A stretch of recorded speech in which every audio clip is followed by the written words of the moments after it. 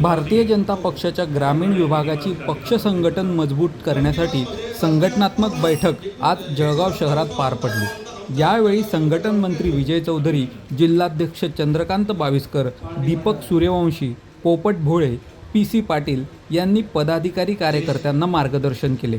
यावेळी ग्रामीण भागातून मोठ्या प्रमाणावर पदाधिकारी उपस्थित होते।